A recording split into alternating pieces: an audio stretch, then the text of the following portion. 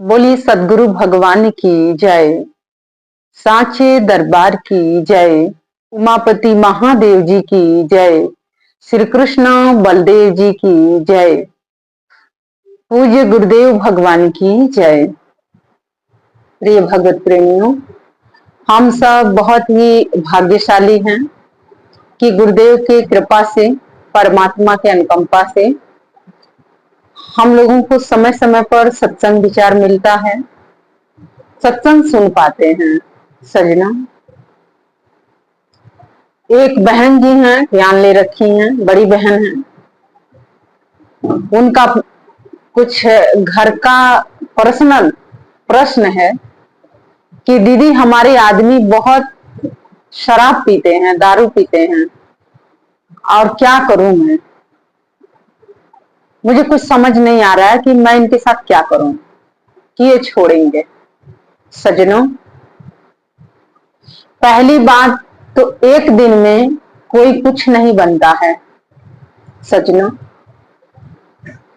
हम कहाँ उठते हैं, कहाँ बैठते हैं, कहाँ जाते हैं, क्या खाते हैं, कैसे रहते हैं, इसका बहुत ही गहरा संबंध हमारे स्वास्थ्य के साथ जुड़ा होता है। बाबा ने बहुत सुंदर लिखा है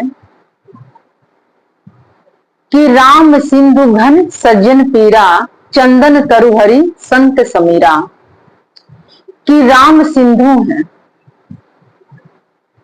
कि सागर के पानी बहुत ही खारा है, पर वो सागर का पानी कोई पीता नहीं है। आप सभी जानते हैं कि उस पानी में इतना ज्यादा मात्रा में नमक है कि उस पानी को कोई पी ही नहीं सकता है।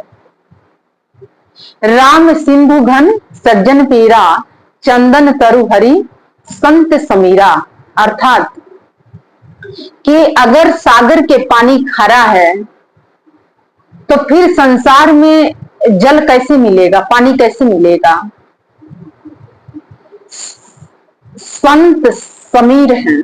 समीर का मतलब जैसे ये बादल है और जब ये बादल हवा के संग करते हैं तो उस सागर के जलाशय को लेते हैं और फिर वो उसे जगह जगह पर बारिश करते हैं और फिर वही पानी इस जमीन के अंदर जाता है और आप उसे कुएं के माध्यम से, नलके के माध्यम से या बोर के माध्यम से आप उस पानी को पीने योग्य बना लेते हैं।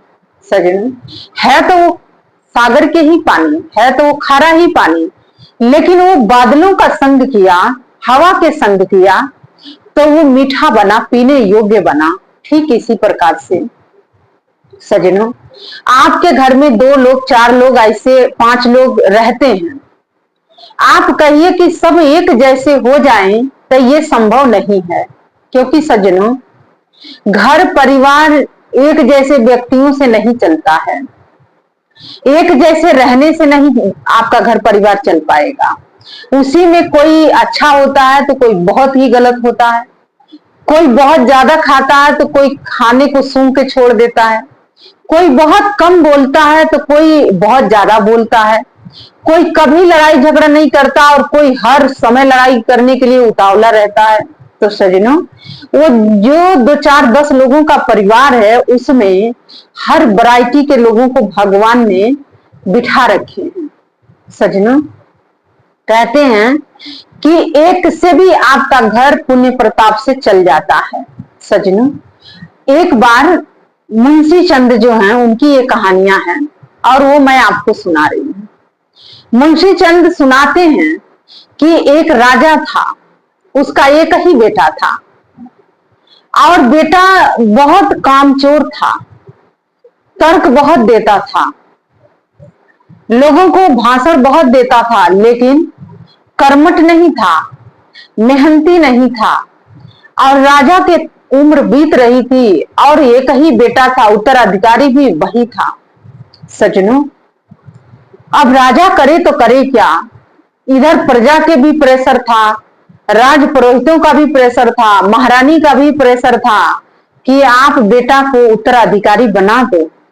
लेकिन सजनों, पिता है, कैसे उत्तराधिकारी बनाएगा। निरीक्षण परीक्षण किए बिना, अब एक घर गृहस्थी की तो बात नहीं है ना कि भाई मालिक कोई बन गया, घर गृहस्थी भाई निभा रहा है, ढंग से नहीं निभा रहा है, मार कुचाई कर रहा है कि लड़ाई कुचाई कर रहा है, कि निंदा चुगली कर रहा है, कि षड्यंत्र बना रहा है। अब एक घर परिवार में तो चल जाएगा, लेकिन पूरे राज्य के बगडोर देना है तो भाई सोच विचार तो करना ही पड़ेगा ना। और राजा ने कहा कि ठीक है, तुम जाओ अपने पसीने से 5 पैसा कमा के दिखा दो मुझे, और तब मैं तुम्हें उत्तराधिकारी घोषणा कर दूंगा। क्योंकि सज्जनों, माता पिता से ज्यादा अपनी संतान को कोई नहीं जानता है जितना माता पिता जानते हैं, और जितना संतान अपने माता पिता को जानती है उतना उसको और किसी की संतान किसी के माता पिता को नहीं समझ पाते हैं। सज्जनों, वो जो बच्चा था, लड़का था राजा की, वो अपनी माँ के पास गया, सब बात बताया। लेकिन सज्जनों जानते हैं ना, जो माएं होती हैं वो थोड़ा मुंह ज्यादा रखती हैं अपने पुत्रों से, संतानों से। और माँ ने कहा 5 पैसे की बात है ना, तो 5 पैसा ले जाओ, मैं तुम्हें दे देती हूँ। माँ ने दिया, पुत्र लेके जाता है, और जैसे ही पुत्र लेके गया राजा को दिया, तो राजा उसे उठा के सामने पोखरा था उसमें फेंक दिया पानी में। पुत्र ने कुछ नहीं बोला। राजा ने कहा कि फिर कल 5 पैसा अपने पसीने की कमाई मुझे लाके देना। सज्जनों, अब वो गया, अपनी माँ से कहा। अब माँ के पास 2-4 दास दासियां सखियां बैठी थी, उन्होंने कहा ये कौन सी बड़ी बात है, लो 5 पैसा। उन लोगों ने दे दिया, लेके गया, अपने पिताजी को दिया। पिता ने फिर वही परख किया, और उसने क्या किया, पानी में फेंका, पुत्र देखता रह गया। सज्जनों, ये प्रक्रिया एक बार नहीं कई बार दोहराई गई, कई बार। पिता परख कर रहा था कि ये पैसा मेहनत के है कि गैर मेहनत के है। सज्जनों, जो कोई मेहनत से जब कमाता है ना, तो 5 रुपया देने में, 10 रुपया देने में वो सोचता है मैं दूं ना दूं, ये मेरे पैसे को कोई गलत इस्तेमाल तो नहीं करने वाला है, ये मेरे पैसे को सही जगह लगाएगा कि नहीं लगाएगा। लेकिन सज्जनों, जब व्यक्ति गलत तरीके से पैसा लेके आता है, आज के समय में कहूं कमीशन या चोरी बेईमानी से, ठगी से, तो वो देने में झिझक नहीं करता, वो तुरंत दे देता है और कहता है कि ले जाओ। और सज्जनों, कुछ माता पिता भी ऐसे होते हैं जो मोह बस अपनी संतान की मांग पूरी करते रहते हैं। आगे मैं बताऊंगी आपको। तो इधर जो राजा था अपने पुत्र का परख कर रहा था, लेकिन उसको पता था कि जो मेरा पुत्र है ये पसीने की कमाई नहीं है इसके, अभी इसको कोई ना कोई दे रहा है, इसकी माँ दे रही है, इसके सगे संबंधी इसको दे रहे हैं। और सज्जनों, जब जब भी वो लेके आता था राजा, वो क्या करते थे, पैसा उठा के तालाब में फेंक देते थे, पोखरे में फेंक देते थे। और वो जो उनका पुत्र था, सुपुत्र था, वो उनको एक टक देखता रहता था। सज्जनों, सिलसिला चलता ही रहा।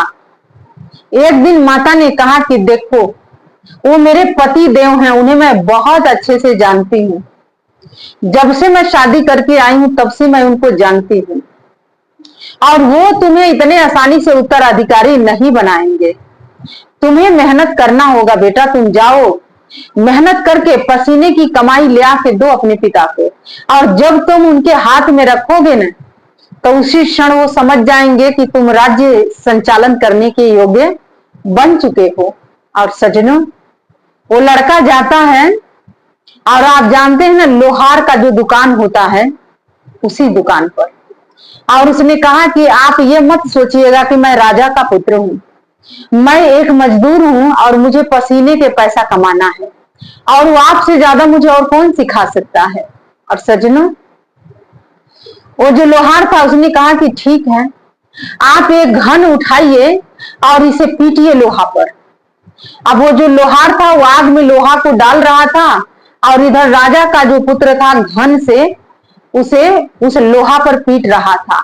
सज्जनों, कभी जिस लड़के ने कुछ उठाया नहीं, और आज उसे घन उठाना पड़ा, 5 किलो का घन होता है, 8 किलो 10 किलो का घन होता है, जब वो उठाया तो उसके हाथ में फफोले पड़ गए, छाले आ गए, और सर के पसीना बह के पैर तक, एड़ियों तक आ गया। और पूरी दिन उसने मेहनत किया। शाम को उसे 5 पैसा उस लोहार ने दे दिया, और जब दिया तो वो बड़ा गर्व महसूस करते हुए आया और अपने पिता के हाथ पर प्रातःकाल वो 5 पैसा रखा। पर पूरी रात वो सो नहीं पाया, क्योंकि जो हाथ में जो छाले पड़े थे, जो फफोले पड़े थे, वो उसको पीड़ा दे रहे थे। सजनों, जब सुबह अपने पिता को 5 पैसा रखा तो पहली बार तो पिता ने जब हाथ में लिया तो उसका हाथ देखा। दूसरी बात, पिता ने उस पैसे को ज्यों फेंकने वाले थे, पुत्र ने कहा कि नहीं पिताश्री, आप इसे मत फेंकिए। कल मैंने पूरे दिन मेहनत किया, मेरे सिर के पसीने एड़ियों तक आया, और फिर जाके मुझे कहीं 5 पैसा मिला। मेरे हाथ में फफोले देख रहे हैं ना, और मुझे ये एहसास हुआ कि धन कितनी मेहनत से कमाया जाता है और घर के परिवार के भरण पोषण कैसे किया जाता है, लोगों को कैसे संभाला जाता है, ये मैं कल सीखा। और इसलिए पिताश्री, ये पैसा मत फेंकिए, मुझे दे दीजिए। इस 5 पैसे के लिए मेरे पूरे हाथों में फफोले पड़े हुए हैं। सजनों, पिता को समझने में देर नहीं लगा और पिता ने कहा कि आज से तुम मेरे पुत्र हो गए हो।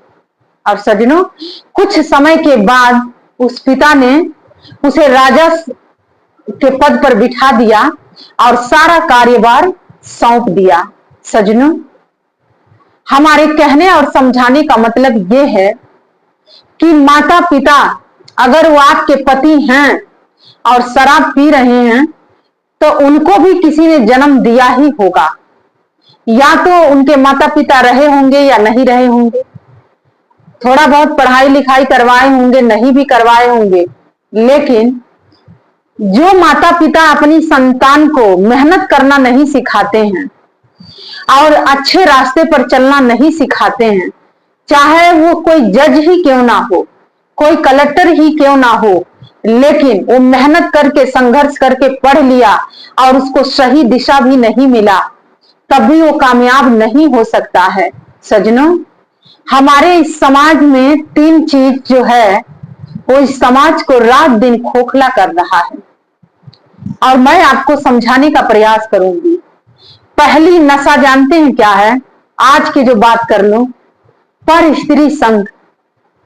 दूसरी नशा है शराब, और तीसरी नशा है कि मैं कैसे रातों रात अमीर बन जाऊं और उसके लिए मुझे किसी का सर काटना पड़े, मुझे शराब पीना पड़े, मुझे किसी को गाली देना पड़े, मुझे किसी को मारना पड़े, वो भी मैं करने के लिए सज हूं। सजनों, लेकिन इस संसार में माता पिता सिर्फ बच्चों को जन्म नहीं देते हैं, बच्चे के इंसान भी बनाते हैं। क्योंकि माता पिता जानते हैं, क्योंकि पति पत्नी का जब मन मिलता है तो तीसरा मन आता है, और जिस भूमिका पर वो 2 मन मिला है वो भूमिका एक तैयार होता है और तीसरा मन आता है इस संसार में और वो अपना जलवा दिखाता है। सजनों, कहने और समझाने का मेरा यही भाव है कि आपके घर में, आपके परिवार में अगर आपके पति शराब पी रहे हैं, या आपका बेटा शराब पी रहा है, या आपके सगे संबंधी शराब पी रहे हैं, तो वो एक दिन में नहीं बने हैं कुछ। उनको इस नतीजे पर पहुंचाने के लिए या तो कोई ना कोई परिस्थिति ऐसी निर्मित हुई होगी, या किसी गलत संगति में वो गए होंगे, या उनकी कोई मजबूरी रही होगी, या XYZ कोई भी बात हम कर लेते हैं। क्योंकि सजनों, हम जैसा नींव रखते हैं वैसे ही इमारतें भी बनती हैं, और जिसे शराब की लत लग गई है इस संसार में, उसे ना तो कोई मेडिसिन बना के उसको शराब कोई छुड़ा सकता है, और ना कोई तंत्र मंत्र, और ना ही कोई ऐसा कोई व्यक्ति बना है कि जो उसे दारू मुक्त करवा सकता है। जब तक वो व्यक्ति संकल्प नहीं लेगा, जब तक वो दृढ़ निश्चय नहीं करेगा कि मैं इस दारू को छोड़ता हूं, तब तक उसको कोई दारू पीना छोड़ा नहीं सकता है। सच में आप लाख इलाज करवा लीजिए, लाख उसको सुखैती ओझैती करा लीजिए, लाख तंत्र मंत्र करवा लीजिए, लेकिन वो व्यक्ति और ही निरंकुश होता जाएगा। अगर वो संकल्प ले लिया अपने मन में तो वो छोड़ देगा। अगर वो नहीं छोड़ रहा है तो आप उसे छुड़ा नहीं सकते हैं। सज्जनों, ये आपके नहीं प्रश्न थे, कई लोगों के प्रश्न हैं। कई लोग हमसे मिलते हैं तो कहते हैं साध्वी जी आप कुछ तंत्र मंत्र बताइए, कुछ कर दीजिए कि हमारा बेटा सुधर जाए, हमारी बेटियां सुधर जाएं, हमारा आदमी सुधर जाए, पति देव सुधर जाएं। सज्जनों, वो तो पुरुष हैं। बहुत से ऐसी आज के समय में पढ़ने वाली लड़कियां हैं जो स्मोकिंग करती हैं, शराब पीती हैं, अय्याशी के शिकार बन चुकी हैं, और उनके माता पिता, मैं नाम तो नहीं रखूंगी, उनके माता पिता भी यही कहते हैं कि ये इस गलत रास्ते से ये कैसे वापस दुनिया, अच्छे दुनिया में आएंगे।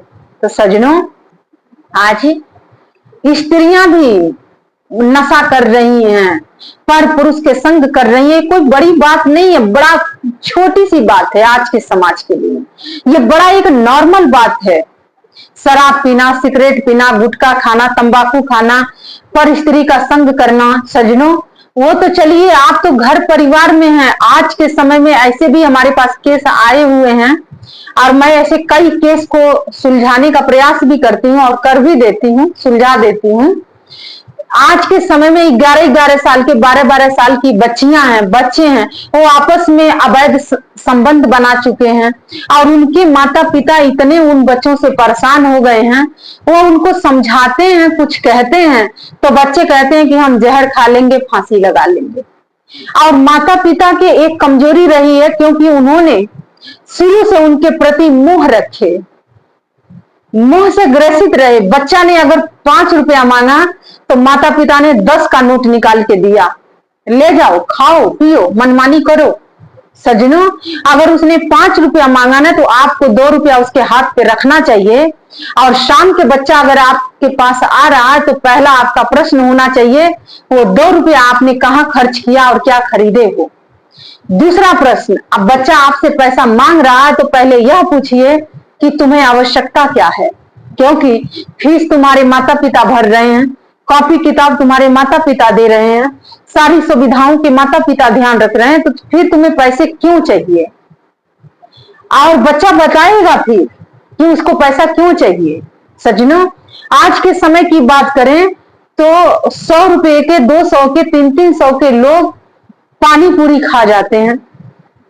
कुछ जगह गुपचुप बोलते हैं, कुछ जगह गोलगप्पे बोलते हैं, कुछ जगह पानी पूरी बोलते हैं। सज्जनों, आप सोच सकते हैं आज उनके, अभी वो छोटे हैं, अभी 10वीं क्लास में, 8वीं क्लास में, 5वीं क्लास में, तो इतना वो कर रहे हैं। फिर वो बड़ी क्लास में जाएंगे तो वो क्या करने वाले हैं आप अंदाजा नहीं लगा सकते हैं। सज्जनों, तो आपके बच्चे या आपके घर का कोई भी सदस्य अगर आज गलत लाइन पकड़ा है तो एक दिन में नहीं पकड़ा है, और वो श्रेय कहीं ना कहीं आपके परिवार से ही जाता है, आपसे जाता है, आपके सगे संबंधियों से जाता है। सज्जनों, इसीलिए माता पिता बन जाना कोई बड़ी बात नहीं है। आज के समय में माता पिता बने रहना बहुत बड़ी बात है। सज्जनों, आपको मैं उदाहरण देती हूं।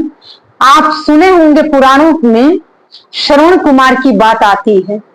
श्रवण कुमार के माता पिता ने उन्हें कैसा संस्कार दिया था कि माता पिता दोनों नेत्रहीन हैं, सूर हैं, लेकिन उन्हें बिठा के यात्रा करवा रहे हैं। क्या आज के समय में कोई श्रवण कुमार है?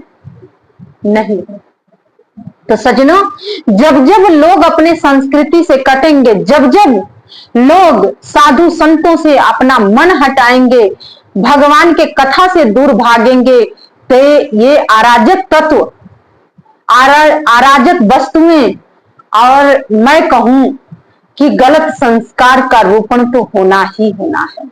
सज्जनों, 10 लोग हैं तो 10 तरीके के हैं, लेकिन उसी में कोई राम बन के आएगा आपके घर में, उसी में कोई सीता बन के आएगी आपकी बेटी बन के, उसी में कोई परशुराम बन के आएगा, उसी में कोई विभीषण बन के आएगा, उसी में कोई लखन बन के आएगा, उसी में कोई उर्मिला बनेगी, उसी में कोई मांडवी बनेगी।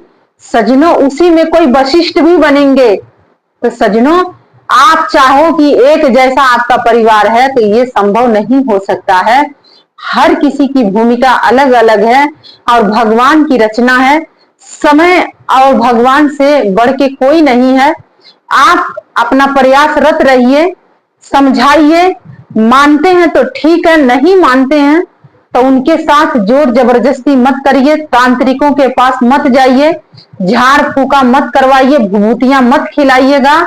उनकी हाल उनके ऊपर छोड़ दीजिए। जहां तक आप चलाने के सामर्थ्य हैं, घर परिवार चला सकते हैं, चलाइए। नहीं चला पाएंगे, आगे भगवान की इच्छा, कोई ना कोई तो एक और स्टेप होगा ही आपके लिए। तो सज्जनों, कहते हैं पूत सपूत तो धन क्यों संचे, पूत कपूत तो धन क्यों संचे।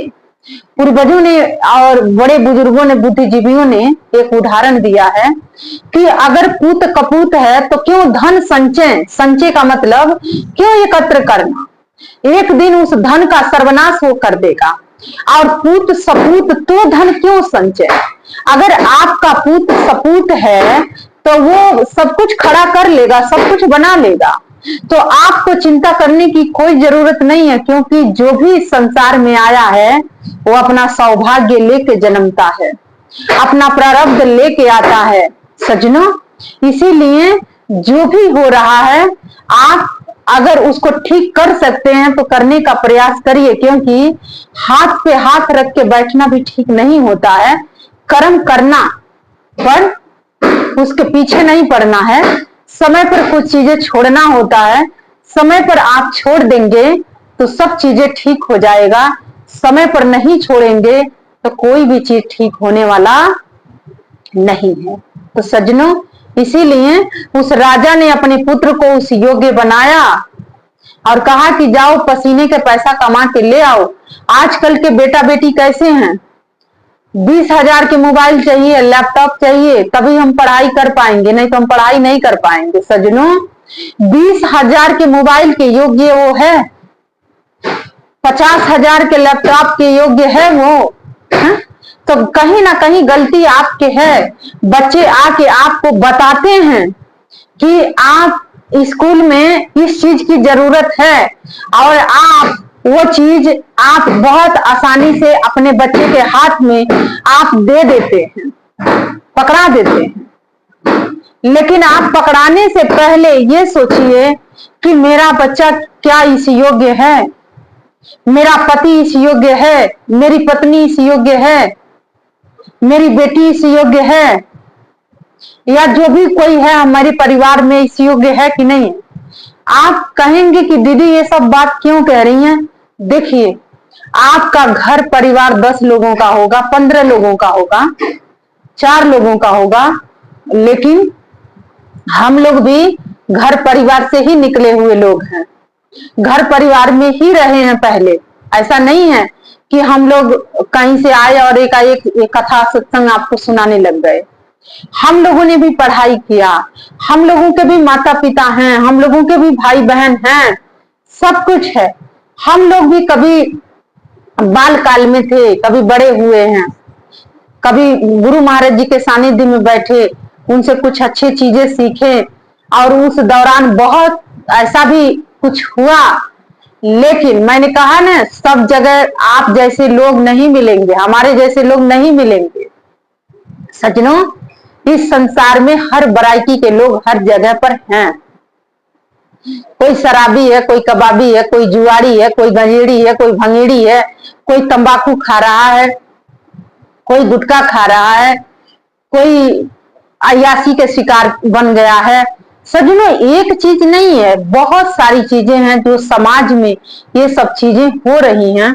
लेकिन सबसे बड़ी एक शक्ति इस संसार में है, जो शक्ति है परमात्मा, ईश्वर।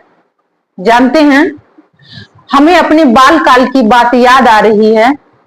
हम लोग भाई बहन थे, अगर हम लोगों को भिंडी अच्छा नहीं लगता था खाने में, तो हमारे पिताजी तब तक भिंडी ले आते थे, हर टाइम भिंडी बनवाते थे, जब तक हम लोग वो भिंडी खाने नहीं लग जाते थे, तब तक हमारे घर भिंडी आता ही था। मेरे पिताजी यही कहते थे, आज ये भिंडी नहीं खाएंगे कल कहेंगे कि हम कद्दू नहीं खाएंगे, कोहड़ा, कल कहेंगे कि हम कटहल की सब्जी नहीं खाएंगे। आज हमारे पास तो ये सब चल जाएगा, कल ये लोग समाज में जाएंगे, कहीं शादियां होंगी, कहीं और भी नौकरी करने के लिए जाएंगे, या कहीं भी जाते हैं, ये रिश्तेदारी में जाएंगे, तो इनके नखरे को कौन झेलेगा। तो ये हमारे बच्चे हैं और इनको हमें आकार देना है। तो सजनों, आप जब देखिए, दो ही जगह प्रेम करना चाहिए, एक खिलाते समय और एक सुलाते समय। बाकी समय आप थोड़ा बाहर से स्ट्रिक्ट बनिए, नहीं तो ये बच्चे नहीं बनेंगे, फिर पति आपके पति नहीं रहेंगे, फिर बेटी आपकी बेटी नहीं रहेगी। सजनों, किसी भी रिश्ते में है, हर रिश्ता का एक मर्यादा है, और जब भी कोई मर्यादा के लिमिट पार करता है तो जो भी रूप धारण करना पड़े आप कर सकते हैं। पति की बात कर लें, पार्वती को जहां महाकाली बनना पड़ा ना, तो भगवान शिव के छाती पर उसने पैर भी रख दिया, उसमें संकोच नहीं उसने किया कि ये मेरा पति है। जहां उन्हें पत्नी का भूमिका निभाना था, वहां गौरी के रूप में है, पार्वती के रूप में है। सजनों, भगवान शिव देखिए, जहां पर उन्होंने उनकी बात मानी तो उन्होंने उन 10 महाविद्याओं को भी उनके अंदर स्थापित कर दिए, लेकिन वहीं पर सती के रूप में उनकी आज्ञा नहीं मानी तो वहीं पर उनको जल के मरना भी पड़ा, अपने शरीर का त्याग करना पड़ा। तो सजनों, कुछ चीजें हैं जो आप खुद ही सुलझा सकते हैं, खुद ही कर सकते हैं, लेकिन कुछ चीजें परमात्मा पर छोड़ देना चाहिए। और जब भी कोई, चाहे पति है, चाहे पत्नी है, चाहे बेटा है, चाहे बेटी है, चाहे XYZ कोई भी रिश्ता है, अगर कोई लिमिट क्रॉस करता है तो उसे वहां रोकना जरूरी है। ये नहीं कि पति डांट रहा है आप डांट खाते रहिए। अगर उससे आपको प्रेम होगा, प्रेम उसने किया है, तो कभी भी वो आपके विपक्ष में वो खड़ा नहीं हो सकता है। उसे 10 लोग भी गलत कहेंगे ना, तब भी वो आपको गलत नहीं कहेगा। वो 10 लोग में ये कहेगा कि नहीं, ये मेरी पत्नी है, ये ठीक है, तुम लोग गलत हो। अब पत्नी अगर ढंग की होगी और 10 लोग उसके पति को गलत साबित कर रहे हैं, तभी वो ये कह देगी कि नहीं, तुम लोग गलत हो सकते हो, लेकिन मेरा पति गलत नहीं हो सकता है। अगर माँ है, बेटा बढ़िया है, तो माँ कह देगी कि ये मेरा बेटा है, गलत नहीं है, मेरी बेटी है, बहुत अच्छे से रही है, गलत नहीं है। तो सजनों, इन लोगों से ज्यादा आपको कौन जान सकता है। तो यही होता है, कहते हैं ना, एक हार्ट के संबंध होता है। लोग कहते हैं ना, दिल से जुड़ो। दिल से कैसे जुड़ोगे? आज तो लोग दिमाग से जुड़ रहे हैं, टोनिंग मिलना चाहिए जी। दिमाग से लोग खेल रहे हैं, दिमाग से चल रहे हैं। तो सजनों, जब बुरी स्थिति परिस्थिति आती है ना, बस उसी में समझ जाना कि अगर कोई आपको दिल से जानता होगा तो कभी भी वो 10 लोगों के सामने आपको गलत साबित नहीं करेगा। वो ये कहेगा कि नहीं, ये ठीक है, ये जो कह रही है वही ठीक है। तो सजनों, समझ लेना कि वो आपके परमात्मा ने आपको एक तोहफा दिया, एक उपहार दिया, एक गिफ्ट दिया है, और आप उस गिफ्ट को संभाल के हमेशा रखो। सजनों, इसीलिए पति पत्नी का जो रिश्ता होता है ना, वो विश्वास पर टिका होता है। और जब दोनों के रिश्ते में कोई गांठ पड़ जाए ना, तो बाद में व्यक्ति कितना भी घी तेल लगाएगा, वो गांठ सुलझता नहीं है, उलझता ही जाता है। इसीलिए चाहे कोई शराबी पति है, चाहे कोई भी किसी भी रूप में पति पत्नी है, दीदी का प्रश्न था ये, तो आप पहली बात तो विश्वास रखिए। दूसरी बात, अगर वो विश्वास योग्य नहीं है तो समय पर कुछ चीजें छोड़ दीजिए और दूरी बना लीजिए। मैं यही कहूंगी। अब शारीरिक शरीर से दूरी मत बनाइएगा, आंतरिक दूरी बना लेना चाहिए। अंदर से दूर हो जाइए आप उस व्यक्ति से। मन में ही मत सोचिए कि कुछ है, मन में ही मत रखिए कि कुछ है, कुछ हुआ भी था, कुछ किया भी था, बस दूर हो जाइए। और यहीं से आप बहुत अच्छा जीवन आरंभ करेंगे, बहुत अच्छे से आप आगे के स्टेप उठा सकते हैं, ले सकते हैं। इसीलिए सजनों, आप भगवान के ऊपर भी कुछ चीजें छोड़िए और छोड़ने का प्रयास करिए। तो वही है, राम सिंधु घन सज्जन पीरा, चंदन तरु हरि संत समीरा। बहुत, अगर कोई सागर के पानी पी रहा है तो उस सागर के पानी किस किस परिस्थितियों से कहां कहां से गुजर के जमीन में जाता है और जमीन के बाद वो पीने योग्य होता है। तो आरंभ में हर कोई गलत होता है, लेकिन उसे सही बनाने की आवश्यकता है और आप बना सकती हैं, बना लेंगी। आप सत्संग सुनती हैं और कहते हैं कि बिनु सत्संग विवेक न होई, राम कृपा बिनु सुलभ न सोई। इस दुनिया में भगवान से बढ़ के कोई शक्ति नहीं है और इस दुनिया में बढ़ के उसके भक्ति से बढ़ के कोई भक्ति नहीं है। मैंने अपने जीवन का अनुभव बताया है आपको। मैं भी अगर किसी पर आज तक विश्वास किया है तो वो है परमात्मा भगवान श्री नारायण, श्री हरि भगवान है, परमात्मा है।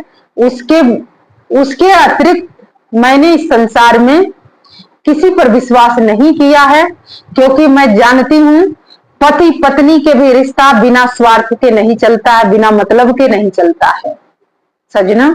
इसीलिए अगर कोई निस्वार्थ प्रेम करता है तो वो परमात्मा ही है, नारायण ही है, श्री हरि है, भगवान है। तो उन्हीं के चरणों में अनुराग होना चाहिए, प्रेम होना चाहिए।